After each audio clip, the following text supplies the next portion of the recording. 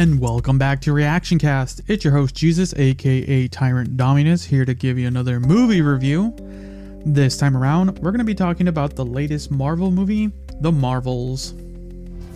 She's entangled our light-based powers, so we switch places whenever we use them. Strong theory. You can absorb light. I can see it. And Kamala... Who's Kamala? Hi. She can turn light into physical matter, which I have never heard of. I could totally show you. No!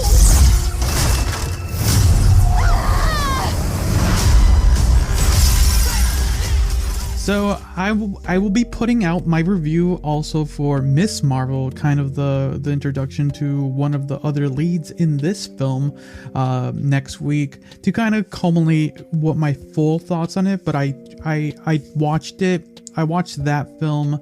I mean, I watched that miniseries literally 2 days prior to watching this movie to get a little context, because I could have gone into this movie without any of this. But you know, so you'll get my review on that next week. But let's just talk about The Marvels alone right here. So The Marvels is basically kind of Captain Marvel 2, Ms. Marvel 2, and kind of a follow-up on Captain Rambeau from WandaVision. And that's kind of the best way I can explain it. The story is pretty simple. It's I can't even remember the name of the villain. This one has the plot is pretty simple and very lackluster. And that's kind of the sad thing. I can't even remember the name of the villain. That's the sad thing here.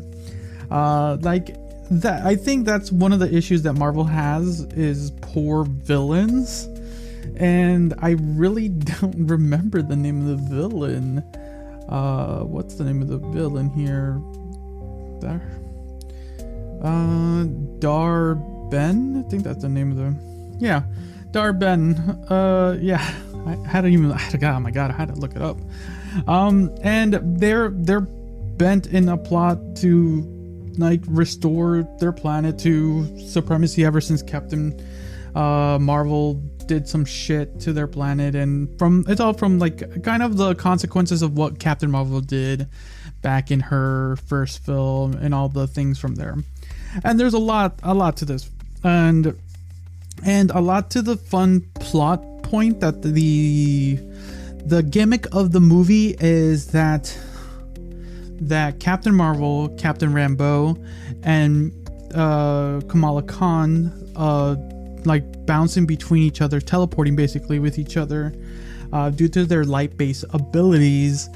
That's kind of the gimmick of this thing, and they do play around with that to an extent, but then it just kind of loses it towards the end.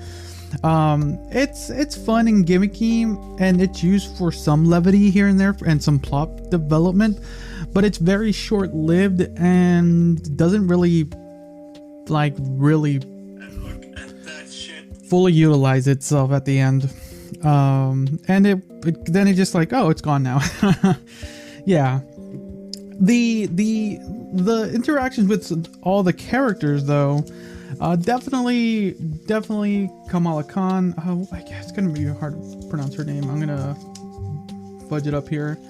I think it's Aman Velani. I think that's how you pronounce their name. But yeah, she does a fabulous job. She did a fabulous job back in Ms. Marvel. That's a little preview for that.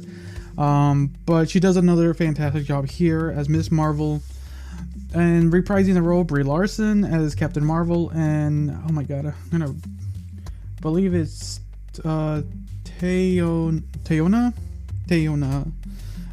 Paris as Monica Rambeau. They all do a reasonable job.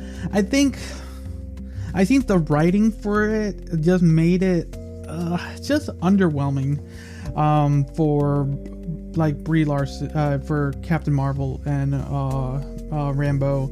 Their characters were not as interesting, to say the least, and the way they line up of the plot and the layout, it was like action after action after action, fast paced, hit you with the mark. And yeah, it's just, there was really no proper setup, and when you are starting to build some tension or some level of development, it just hits the next action sequence.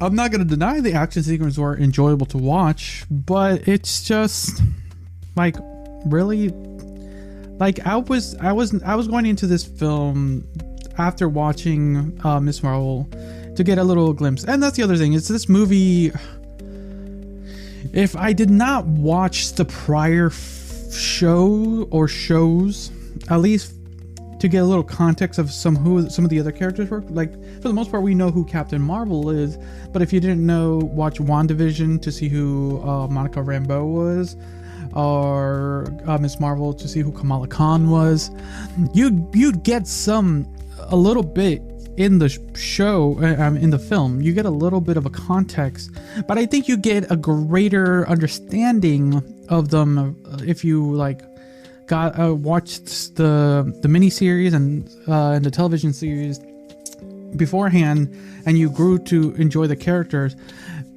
Because I to be like perfectly honest, I actually cared about them a little bit more knowing prior knowledge to them.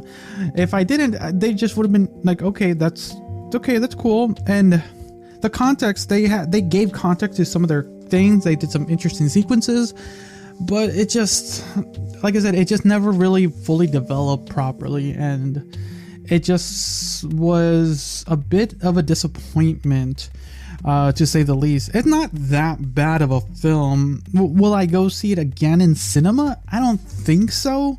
But once it kind of shows up on Disney Plus, I'll probably watch it one more time. Because certainly, this is kind of for, not a spoiler, but there are there's one end credit scene, because I want to say one of the stingers is literally the end of the movie, and it doesn't count, kind of. But they're interesting nonetheless. And I think me and my party that I went to go watch it, we're talking more about those than the actual movie. We talked about the movie a little bit to kind of gauge our thoughts. For the most part, we found it enjoyable. It's just then when you start to kind of really like notice things, like, oh yeah, you're right, that's kind of that wasn't that great, but oh, that was good though on that part. Yeah. And I think that's the issue with this. And it's I don't know where the writing went wrong. It's a shorter film, maybe because I've been watching a lot of films that are almost like 2 hours plus, but yeah, it's under 2 hours. Like oh my god, how long was that movie? 105 minutes, so not that long. Yeah, a shorter film for Marvel movies. I might have to look up. But I'm a little sad actually for this.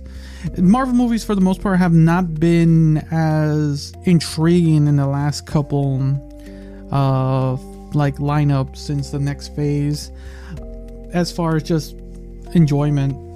And this is just another additive to this. And then like Nick Fury is in this movie too, and he's just a joke machine, and it's like it's very just underutilized. It's very disappointing. So for this one, I would just say wait for streaming. Yeah, just definitely wait for streaming. It's not worth anything, and I'm a little disappointed. I was hoping for Marvel to kind of start stepping up its game a little bit, moving closer, and I think they will be once with the stingers they put out. There's potential. It's just now, like 1 minute, like 30 seconds to 60 second stingers to do like, oh, this is what we're planning ahead, is not gonna save you if the 90 minute to 120 minute movie is not as enjoyable, and I'm hoping more, because the rest of the film was, for the Marvels, it's a one and done for me as far as the cinema. And it's like I'm not waiting for like, oh, I'm waiting for it to show up on Disney Plus. It's just like when it shows up, it shows up, and if I remember, I'll watch it if I feel like it. Yeah. So yeah, let me know your thoughts on the Marvels. Like I said, the Miss Marvel review will be coming out next week, and that will give you my thoughts on just her miniseries and how her prelude basically before this. But yeah, so thanks again for listening or watching. Until next time, see ya.